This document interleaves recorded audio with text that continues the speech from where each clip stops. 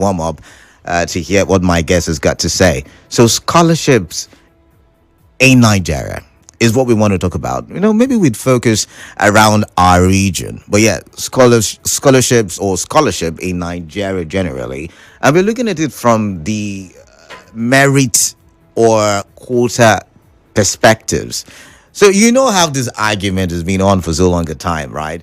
And it has permeated the different parts of our public sector. I'm talking about government offices, civil service. Somebody wants to be employed. They're asking you, where are you from? What's your state of origin? Okay, we have had enough people that are from Ijo. Let's have some Ikore people. We have had enough Ikore. Let's have some Boni people. So we have all of this. I mean, we've got the federal character at play as well. But some people have argued, why go for a quota system when you can have merit? And you know what merit means, right? Someone who has put in the work and has the capacity to do the job that is, before every one of us. So a long time debate.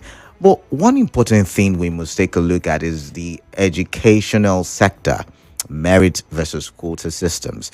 We've seen that play out when it comes to admissions. We've seen that play out when it comes to scholarship. I mean, imagine, I'm not calling any particular play, but imagine they want to give scholarship now. They will tell you to send. And then there are certain criteria that they would use: where you're from, what you have studied, who's your father, who's your uncle. Anyways, let it not be like I am talking too much. I have with me, we go a long way back, I should say. Why are you laughing? You don't want me to introduce you yet?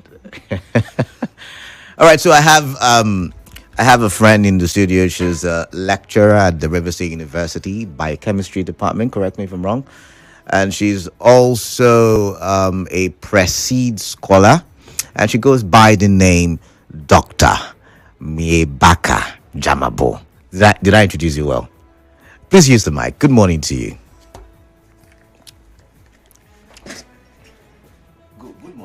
Good morning, Kalada, and good morning, Nigeria Info. It's good to have, it's good to be here. All right.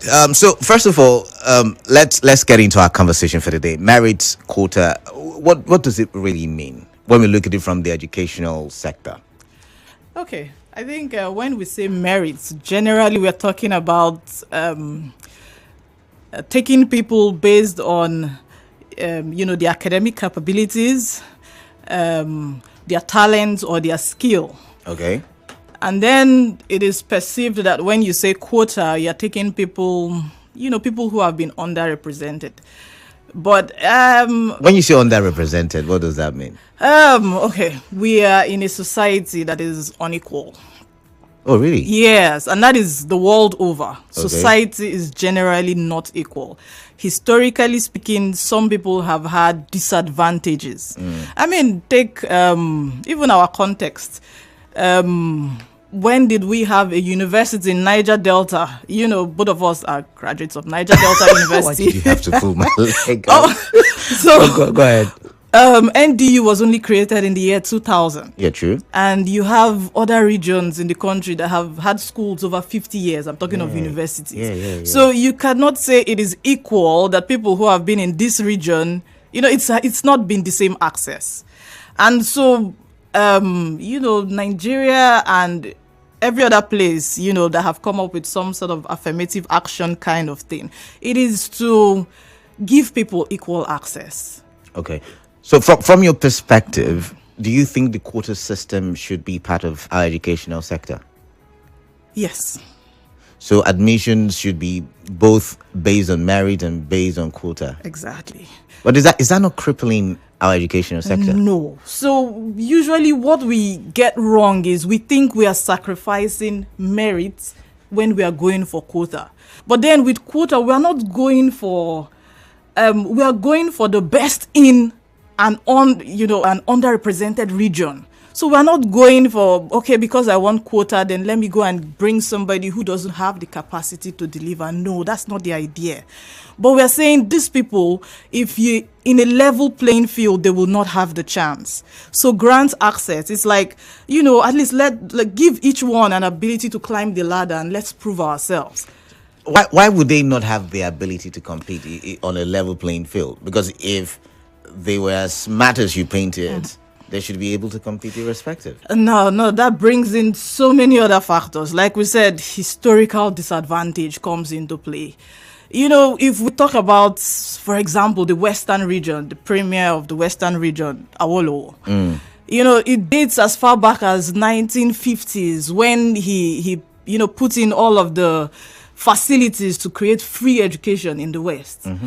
Primary school was compulsory and he made sure it was good education. So imagine that people have been having access to good education in such the Western region, part, yes, yeah. for that long. It has built you. And then there are other regions in the country. It could be the north, The northern, yes. the northern We part, have yeah. not had that kind of intentionality. So which means if you bring us to a playing field, it is not level. Some people are already ahead. Now, that is not to say we do not have talented people or smart people, but they have not been given the opportunity.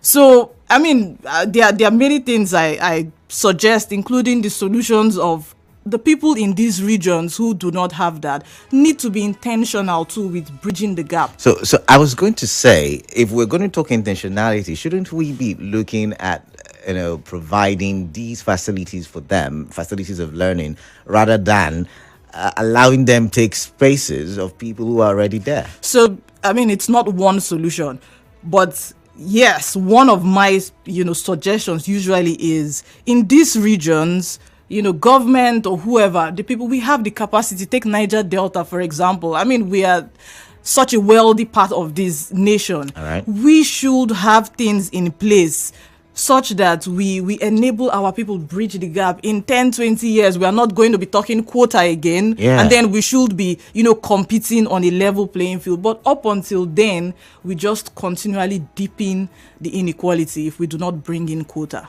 All right, so we'll go for a quick commercial break. Our first for today on the show.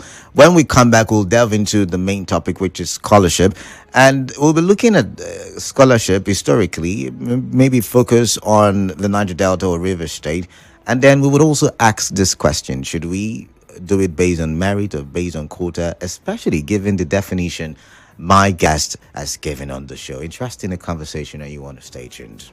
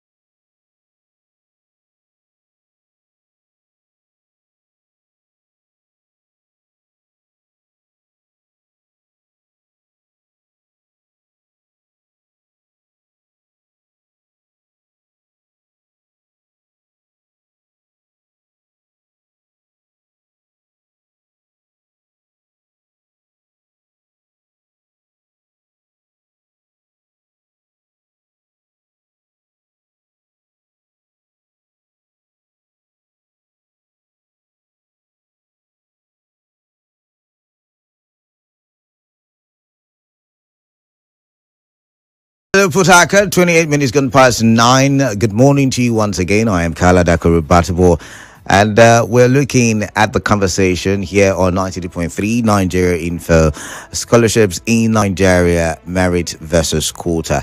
And Dr. Miebaka Jamabo is with me in the studio. She is a lecturer at River State University and a PRESSID scholar. What's a PRESSID scholar, by the way? Okay, well, PRESSID, the full being presidential, it was a presidential scholarship scheme initiated by the... So you're a product of a presidential scholarship. Interesting. Yes, the Under Jonathan what? administration, yes. I see. Okay, so scholarship, let's get into it. Scholarship is supposedly, an access to education for the best amongst the best. Like you're the best of the best. And that's what we think. Because, for instance, while we're in secondary school and we're looking for some of the multinational scholarships, they'll tell you have to score X, Y, you have to be graded at this level. You have to be the best of the best, the most intelligent. Yes, we have some who got it based on where they were from, oil producing communities. But then, shouldn't scholarship be all about merit since it's defined like that, or it's believed or perceived to be like that? Okay, so I still beg to differ. Oh, okay. Where you say some got it based on, where they're from. Yes, where they're from, but they also had to write exams. And I say this because I know right from secondary school, all this there's always been an exam. And I have actually been a beneficiary of quite a number. Come on now. That we think of that issue. Yeah, but we write exams and we pass. Thankfully, even at that stage, you don't need to know anybody, which is one of the key things, that scholarship should be. You write, so at secondary school level, I remember. But there was community slot. Okay, well, I wrote and I passed. And I'm sure that's what I think we need to get. Even with that community slot, I try to explain it like 100% is a pass, 70% is a pass. So even if they are going for community slot, for example, I do not think they go for 30%. So it's just like while there are some people who may have made 80, 90%, while they go for community slot, you still go for the best. That's what I'm trying to say. It does not sacrifice merit. Quota does not sacrifice merit. At least it shouldn't. Yeah, so that's not to say things don't go wrong. People use this as an avenue to, corruption is what it is, but it shouldn't sacrifice merit. So you believe that even in scholarship, which is supposed to be for the best of the best, quota should not be eradicated? Okay, it brings us to another conversation. When we say the best of the best, what matrix are we using to judge that? Usually it is an exam. Exactly. Yeah, but that's what it is. But that's what an examination is, to access your level of knowledge. Yeah, but now what kind of exam would you set, for example, for a group of people across, very many departments? It's what kind of exam do you think will be an accurate index to measure the best of the best? I'm not a lecturer, you are. So you would have to tell us that. I'm not.